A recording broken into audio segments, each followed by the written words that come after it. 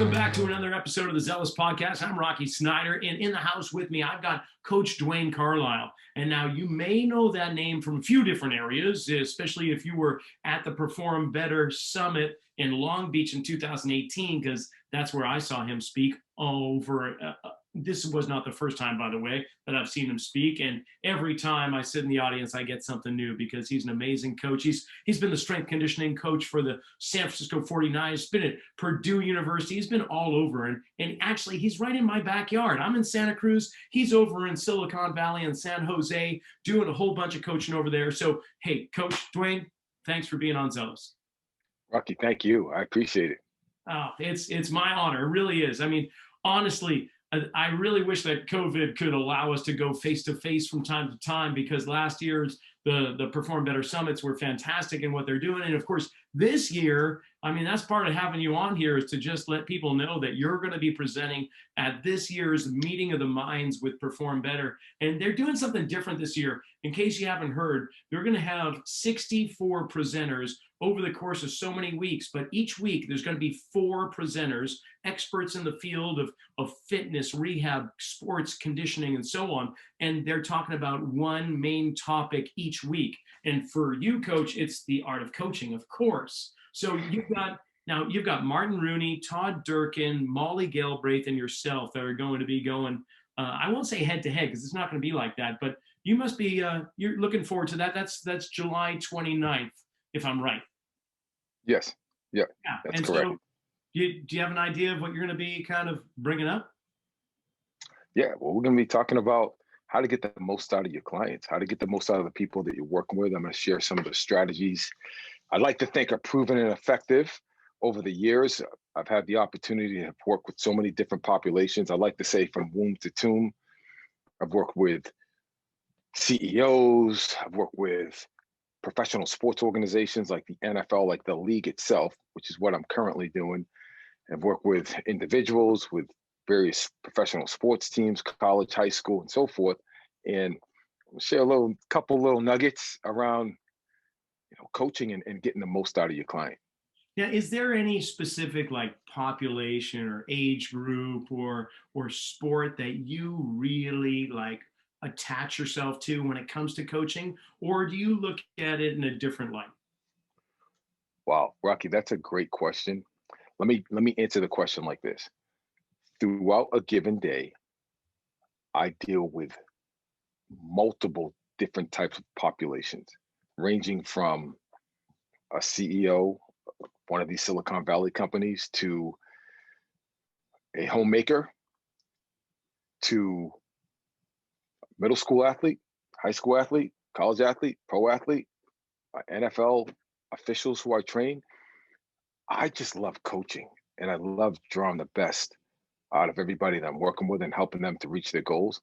And I think that the common denominator there is, with working with those populations, is ultimately building a relationship with them so that you know what the starting point is and you can align yourself with their vision and their goals for why they came to you in the first place. Earlier on, I would really attach to athletes.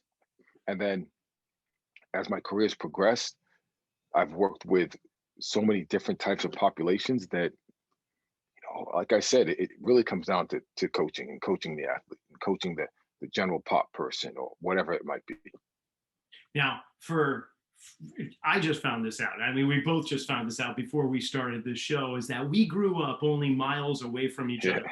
And we end up having businesses only miles away from each other. Yeah. That's crazy. You grew up in Haverhill, Mass. I grew up in Reading. We're only a couple years apart at the high school age there when you graduated a couple of years before me, but you looked like 10 years younger than me. Don't know how you do that, but we're going to work on that. Definitely give me some hints on that for coaching perspective for my own youth. But tell me, growing up, what were the sports that you really liked doing? Well, I started off in martial arts when I was younger. Taekwondo, and then that evolved into playing baseball, basketball, football, and track, and those were my 4 core activities. And growing up, we went to the YMCA every day, and that was our thing. And so like the YMCA, they'd have a floor hockey league. So we'd play Saturday morning floor hockey league. We had a phenomenal YMCA director. His name was Fletcher Carter. And he also had a boxing program that we all boxed. And we just did a lot of different sports. And more importantly, a lot of it was self-organized, where we just all got together in the neighborhood and, hey, look, let's go play some football. We'd organize our own baseball games with like 4-on-4 baseball. So it was just such a great and enriching upbringing. And it kind of set the foundation for, ultimately the sport that I kind of honed in on as I matured later in my athletic career. So there's always these people that have great effects on the direction of our lives, whether they know it or not, and sometimes whether we know it or not. But there must be some standout individuals, whether it's Yeah. Fletcher or some others. Who are some of the people that have been the most influential to guide you on this course of being the NFL officials strength conditioning director or the Niners? I mean, you've accomplished some great things in your life, and so who are those players that it's kind of guided you along the way? Man, that's a great question. And I'll answer it like this. First and foremost, it was my dad. And my dad was my first coach. My dad coached me when I was 11 years old, and I was fortunate enough to advance to the national track and field championships at UCLA. And knowing we grew up in the same area, being a kid from Haverhill, and you go all the way to UCLA and compete in a meet, it's a big deal. That's And my huge. dad, yeah, my dad's the one who set me on that course. And like I said, he was my first coach, and my dad was the most influential person in my life, with hands down.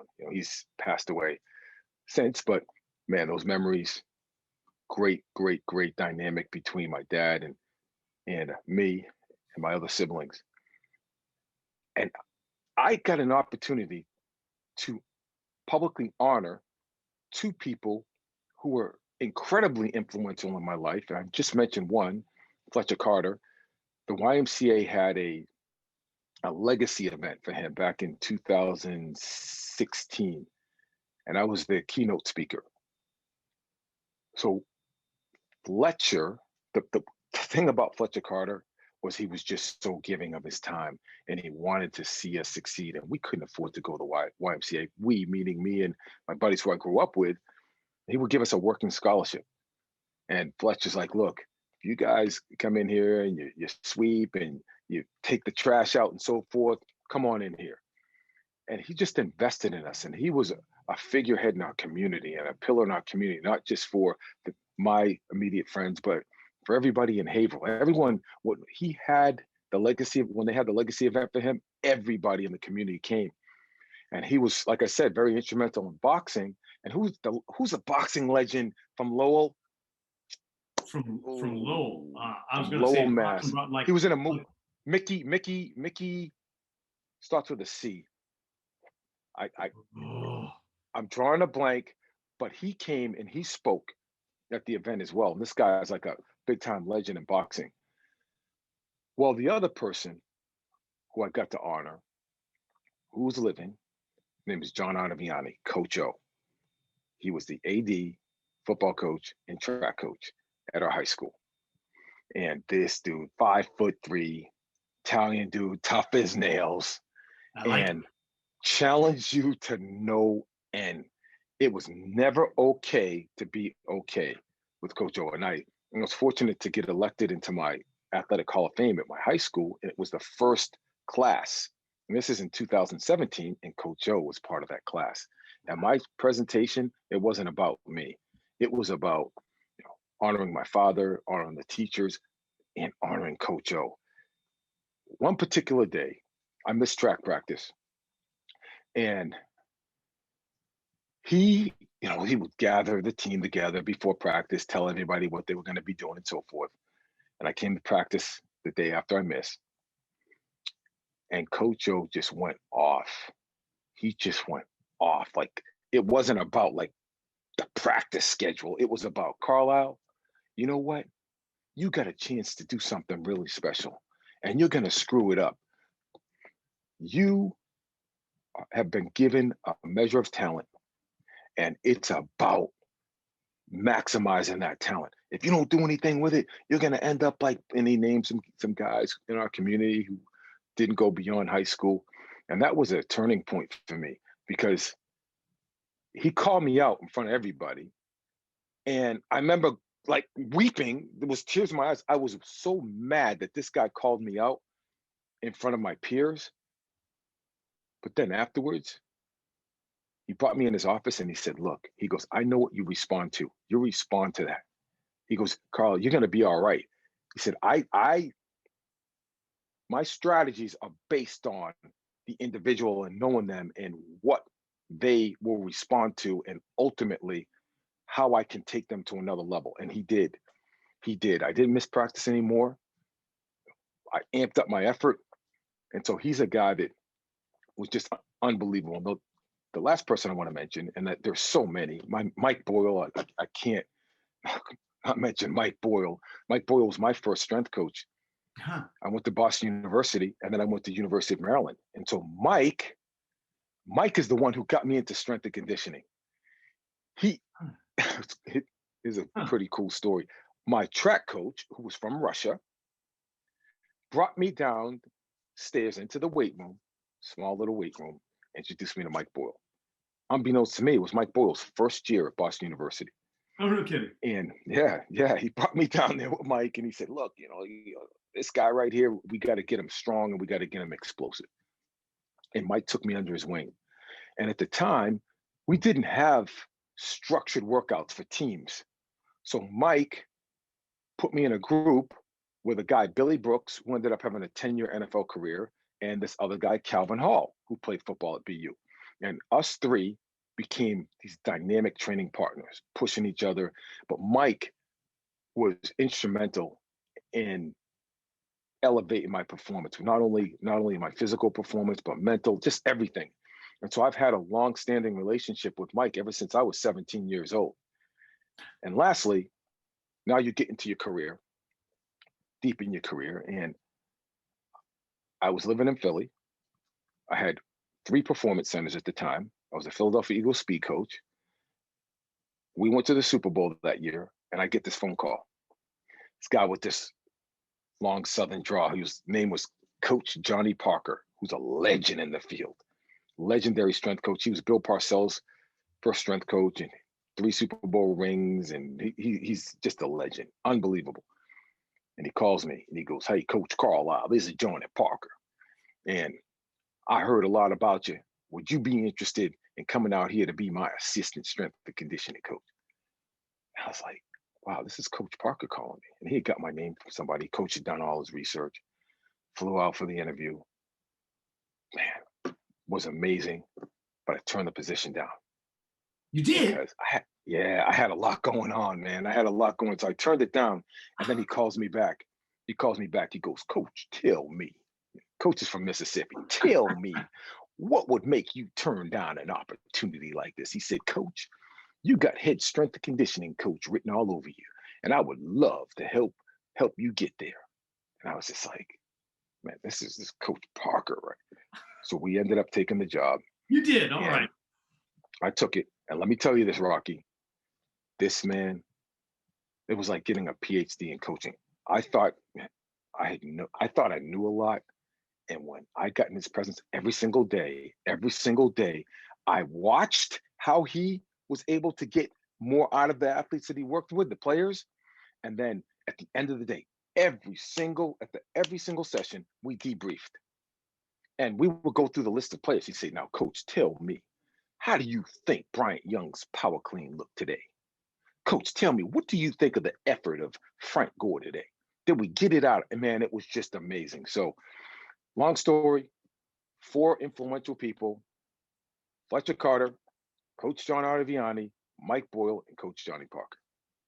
Wow, that's quite a library of names right there.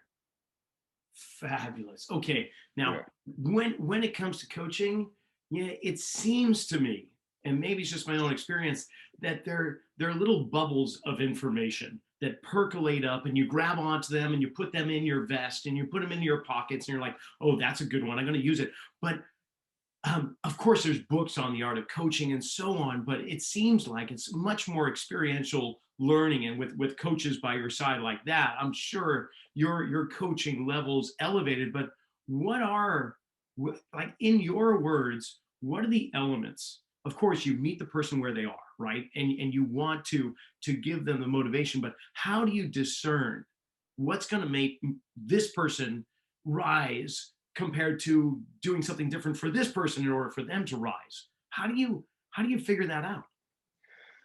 Well, let me start by answering the question like this.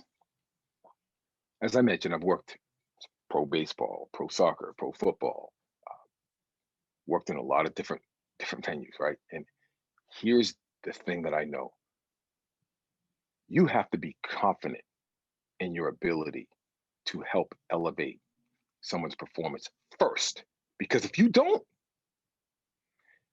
you've been working with, so think about this. When someone's a professional athlete, and let's say they're a 10-year professional football player, they've had the college strength coaches they've worked with, who I'm sure in their uh, in their world were really good. Let's say they've been on 3 different teams. They've worked with 3 other strength and conditioning coaches, right? By the time they get to you, you know, they're a weathered veteran. They know the game. What they're asking the question: how's this guy going to make me better? How is she going to make me better? And if you don't have that confidence, your coaching swag, and when I say coaching swag, it's not an external thing like, hey, hey, no. It's being able to feel and look in your eyes and say, you know what? I'm gonna at least give this person a shot because they look like they could help me get from point A to point B. So that's number one. Number two, Coach Parker, and I wonder if Coach Parker made this statement up. And it's gained a lot of momentum over the years. But Coach Parker used to say it to me all the time: Coach, they don't care how much you know until they know how much you care. They don't care how much you know until they know how much you care. So from that vantage point, it's really about fact finding and asking them questions and getting to know them, as a person, getting to know what makes them tick, getting to know their why, getting to know where they came from, getting to know where they want to go. Those are critical elements that establish that bridge between you as the coach and them as the athlete. Because ultimately, I'm on this side of the bridge, they're on that side of the bridge. We don't know one another. How can we link?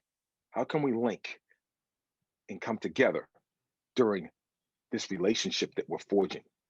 The catalyst is asking questions. The catalyst is getting outside of yourself as a coach rather than spitting knowledge out and, oh, blah, blah, blah, these terms and those terms. Think about it, Rocky. We're communicating with our athletes. What athlete knows what transverse abdominis is? What athlete knows, right? What athlete know? Like, nor do they care. They're like, man, just train me. So like the communication that we have with we can make ourselves sound all smart all day to them. But at the end of the day, right, you build that trust and they need to know that it's going to get them better and that it's actually getting them better.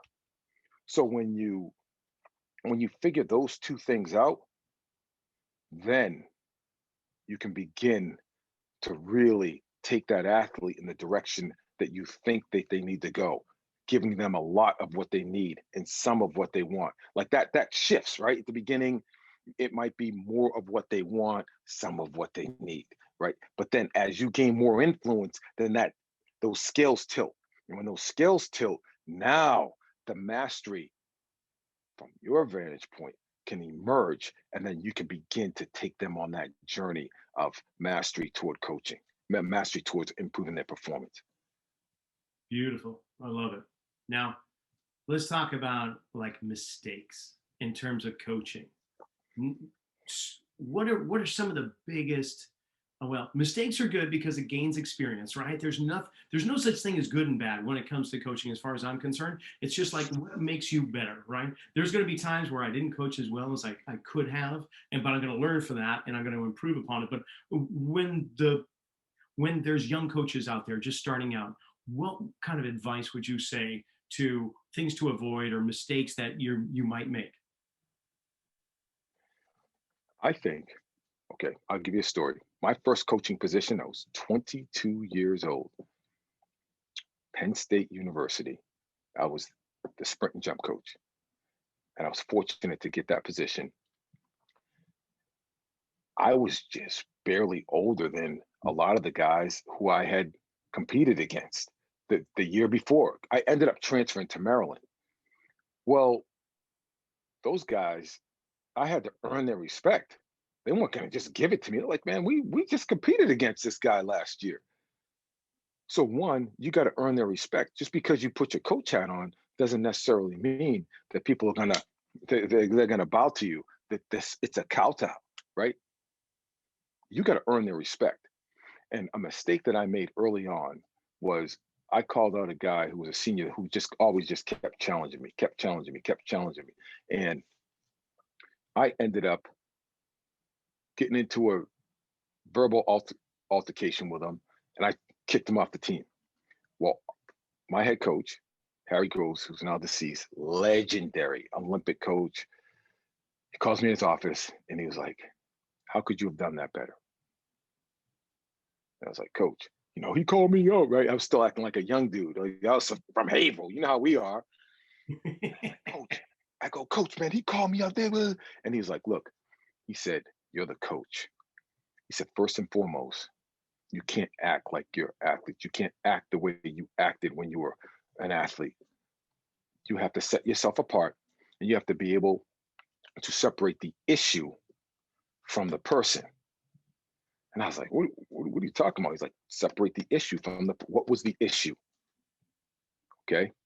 Issue was he was calling me, I felt like he was calling me out. Why? Well, blah, blah, blah, blah, blah. Okay.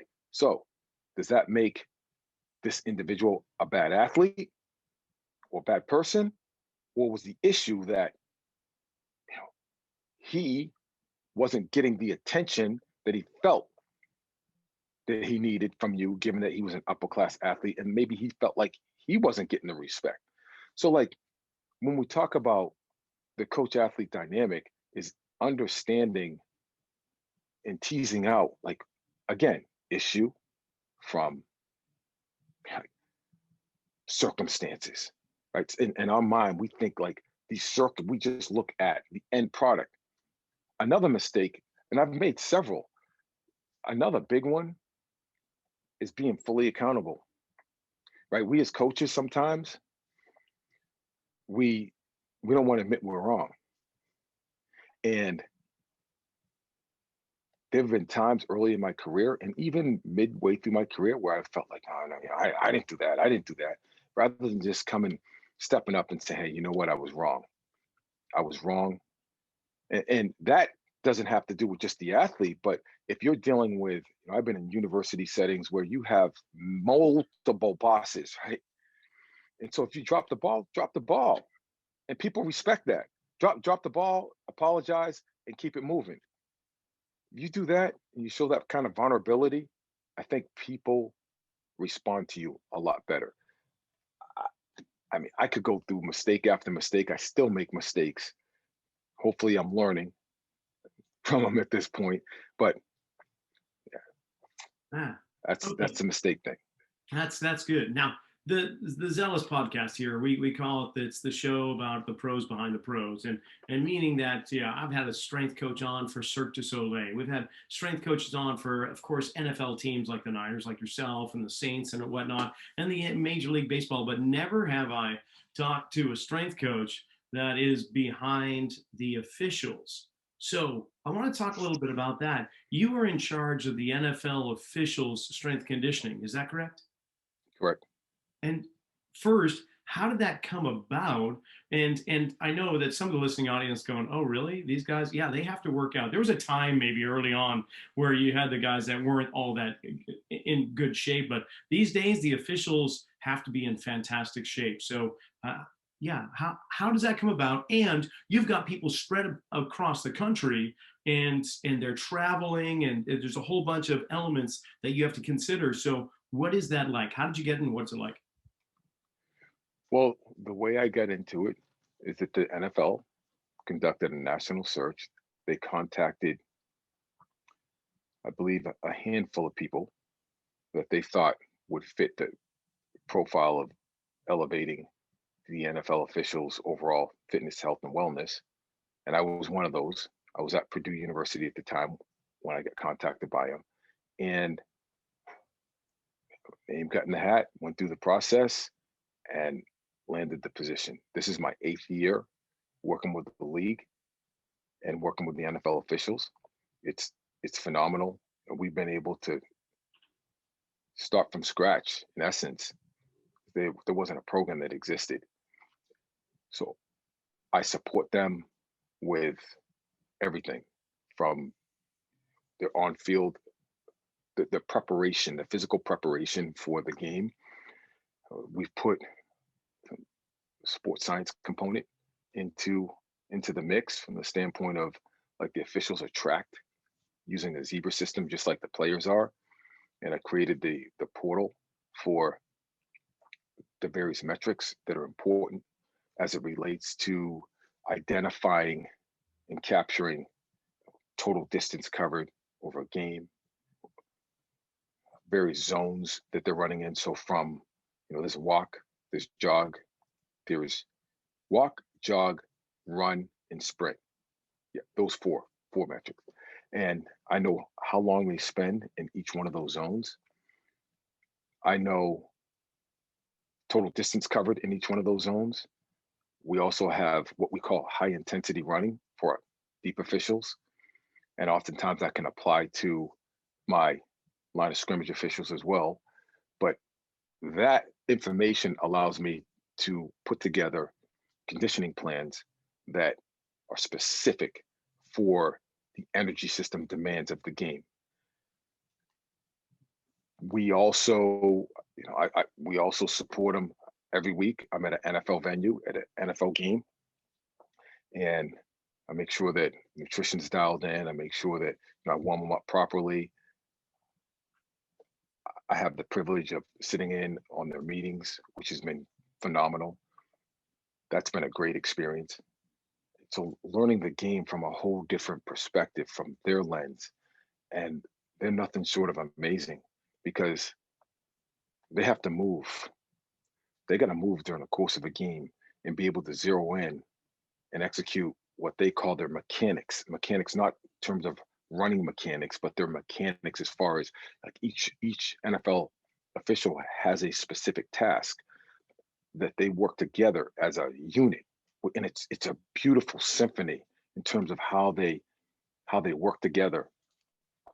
And ultimately, it forms a close-knit group. They're very, very, very close. And they're very fraternal. We now have our second female official who's going to be starting this upcoming year. So the group is getting more diverse, and it's nothing short of an amazing experience supporting them. Wow, you've described that so brilliantly, and I haven't heard it put in any way whatsoever like that. And we've got 32 teams, and I imagine at least 5 to 6 officials generally. So you're talking somewhere close to 150 to 200 officials. Is that about accurate? There's 123. 123. And these officials, I mean, although this is their career in the off season, do they have other careers? Absolutely. So they have, some are retired, but some have other careers. But it's during the season for them. It's a full-time commitment. There, it's extensive. And it's when does extensive. their preseason begin? Like, because we're talking athletes, we're just talking official athletes. Yeah, May 15th. May 15th is when their season begins, and it runs all the way to January. That's when the preparation phase begins. Wow. And then they'll start camp when NFL teams report for camp. They'll be visiting teams because a lot of NFL teams like to have officials to mimic the game itself. They'll bring officials in to officiate during the preseason. So it's also good for the officials. They'll do it for practice, and they'll do it for, obviously, preseason games, but practice, scrimmages. They're off and running from July when training camp starts on. Wow. And you obviously you've been doing it now 8 years. Any end in sight? You're just going to keep on going with that? You're enjoying it? Oh, I love it. I love it. And let me tell you, speaking of coaching, right? Yeah. That group is, you can imagine when they're in an NFL stadium, at times it's them versus the world. If there's a call made that's perceived as a bad call, fans Yeah. react in a certain They're way. going to hear it. So again, there's that closeness. So for them to allow someone into their world outside of their network, it's a big deal. It's a big deal. And time can be a wonderful thing if used properly. And I'd like to think that as we have gone from, we progressed through the years, I've built better and better relationships with these officials where there's a trust level that I'm not going back exposing anything that they share with me other than between us, and helping them and supporting them in the way that they need. And so the coaching dynamic with them is very, very intimate in a sense, because these guys are highly intelligent, and we're talking really smart cats. Because when you look at having to process something, there's a term, it's called the vestibular ocular reflex, VOR. And what that means is kind of, it's how the eyes see things. Well, when you're moving, right, and particularly when the center of mass is moving, your eyes are going up and down. And these guys are able to stay in a flex position, head level, shoulders level, hips level, track the play, focus on their assignment, work together as a cohesive unit to be able to be in position to make the right call. So That's great. So do you do VOR training with them? I don't, there's a VOR expert who Ah, does it, who has educated. Walter Anderson is the vice president of officiating development. So he organizes all that, but I'm privy to that because I coach and support their movement. yeah. So I need to know those things. Yeah, that takes some uh, special how would I say it, special conditioning, or it just comes naturally to people. But to be able to be moving through space and to lock on a target and to actually see what's Yeah, going on, people yeah. don't really consider how much is involved with that. Wow. Okay, so then we're kind of getting near the end. I've got a couple more questions here. One is you told me some of the best individuals and athletes and so on to coach. Who do you struggle with when it comes to coaching? Like, is there a type of athlete, or is there a sport, or is there a type of individual? Where do you, because we all have our own distinct personalities, and sometimes we get rubbed the wrong way for maybe those that mimic our own personalities close or are completely opposite. Do you get a sense that you have a population or a type of character? I would say, so the times where I get challenged is when somebody's not trying to give the effort that's worthy of what they're trying to accomplish. When there's that dynamic, man, you know what? I'm gonna challenge you big time. And I'm gonna figure out a way. I'm gonna figure out a way to do it. I'm gonna figure out a way to do it so that we can get what you need to get better. Our saying here with Carlisle Performances will make your best even better. And I live by that. So I think when anytime when somebody's not, the standard is a standard, right? Always. The standard is a standard. So like if they are talking about here, we know what old saying, put your money where your mouth is. What you do speaks louder than what you say. So hey, let's go. Let's go. And when that persists, like the lack of effort or the lack of this, at this point, I have choices. I'm blessed to be able to have choices to coach who I want to coach. So like I'm gonna give everything I got. But if you know the drill, if they're not about the business, they're not really about getting better, man, I ain't for you. You got to go and work with somebody else. I just can't do it, Yeah. You don't be afraid to fire your clients or fire your athlete man. if In a it's not minute, working for deuces. them. I'm telling you, Okay. Rocky. And then if you're watching like ESPN 3 one Friday night at 1 o'clock in the morning or whatever, and this obscure sport comes on, you're like, oh, I would really like to coach that kind of athlete. Is there an obscure sport in your mind where you're like, ooh, let me have those guys. I'd like to train them, whether it's axe throwers or curlers or anything? Mm, that's a great question. That's a great question, and nothing comes to mind right now. All right. Honestly, nothing. I don't watch that much TV, so nothing really comes to mind. Yeah, I can't Yeah, imagine you sit down all that often. no, with my three, we got three boys that are athletes, and we let them try everything when they were growing up. And I wouldn't say that there's anything that was obscure in our house. They kind of stuck to the meat and potato sports. I haven't really ventured out. You being the Santa Cruz guy, Oh I'm yeah, sure for you're doing all. sure. Oh yeah, they're all Yeah, I'm disc sure golf you're doing all kind of shoes. stuff. Oh yeah, yeah, yeah, everything and anything around here. But Yeah. so with three boys, what's Coach Dad like?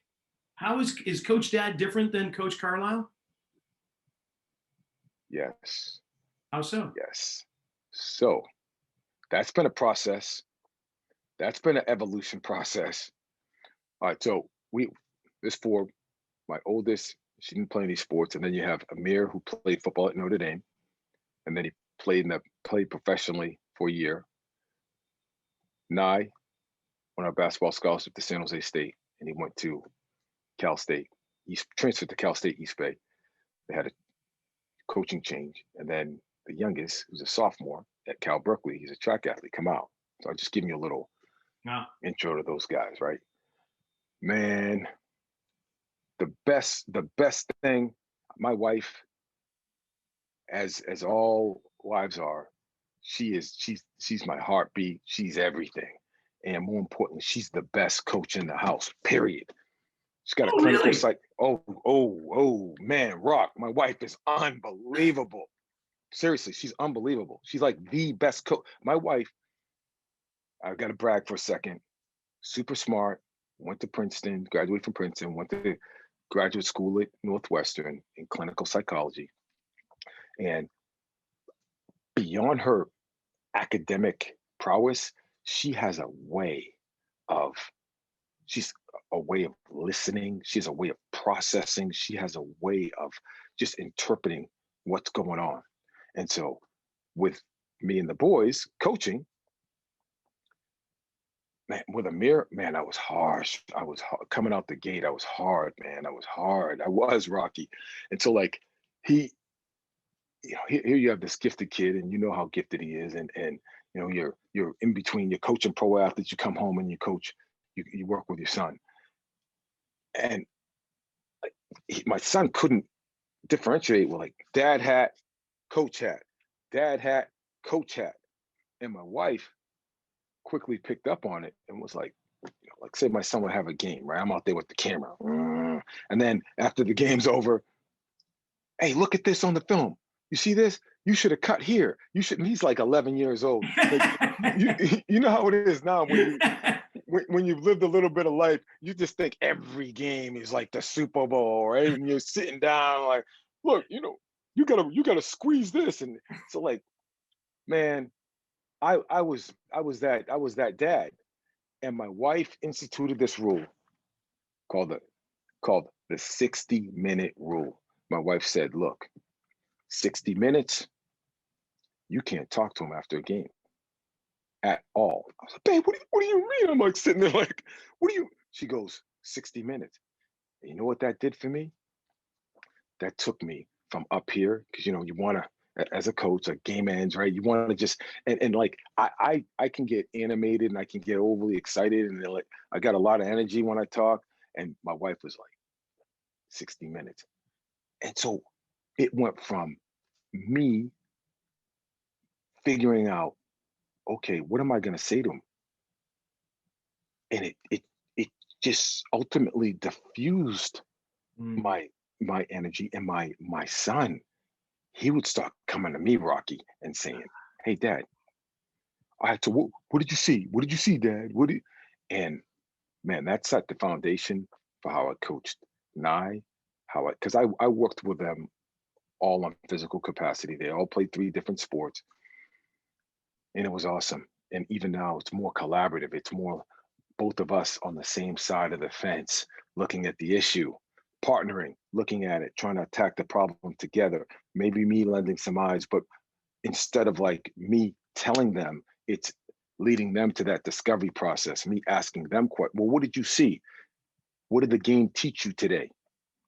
Right? Those questions deflected that that that that hard, like, what do you want to call it? That just hard edge that Yeah. I would have with them. And then it made it more collaborative and more productive because now they were looking at it just saying, hey, Dad. And ultimately, it allowed me to put that dad hat on. Now they could separate dad hat from coach hat. And man, it made for a better relationship with them. That's great. That's yeah. I've got a couple kids of my own. Daughter's off to university this fall, but she was on the high school football team, and I got to be down the sidelines, kind of not one of the coaches necessarily, but one of the kind of like the strength coaches, and didn't tell her much, but she'd come up and ask. And there's nothing better. My son's a Oh, competitive surfer, and after the heats, he's like, okay, what could have I have done better? And there's something so just yeah, so heartfelt, like when yeah. they come to you and ask for that instead of you going to them and telling them, man, you know you got some good kids on your hands when they do that to you. So, Coach, this I know we've got to go, but I wish we didn't. This has been a fantastic conversation. I really appreciate your time, and good luck with the upcoming Perform Better Meetings of the Mind, which is going to You be too. July You 29th. too. Yeah, yeah. I'm going to be further down the road. I think they got me slated for November. So when everyone's getting tired of the meetings of the mind, that's when I'm going to step it up, I guess. That'll prove my pudding, I guess. But you've got it in prime time spot and with some good people. So if anybody wants to check that out, performbetter.com is where to go. And Coach, if we want to get more from you, what's your website? Website's coachcarlisle.com. Instagram is at Coach Duane, Duane Carlisle, at Coach Duane Carlisle. I typically am on Instagram. Not typically, I'm on Instagram more than I am any other social media platform. Fantastic. I'll make sure we get all that information in the description below. So check that out for the listening audience. And until next time, Coach, thanks. Thanks a lot. Thank you. This concludes another episode of the Zealous Podcast. I want to thank Coach Carlisle for coming on. What a great conversation. Truly enjoyed it. Be sure to tune in next week when we get Chuck Wolf. He is like the 3-dimensional strength and mobility guru out of Florida. And Chuck's going to join me next week to talk about what he's contributing to the Perform Better Meetings of the Mind as well. We'll see you then.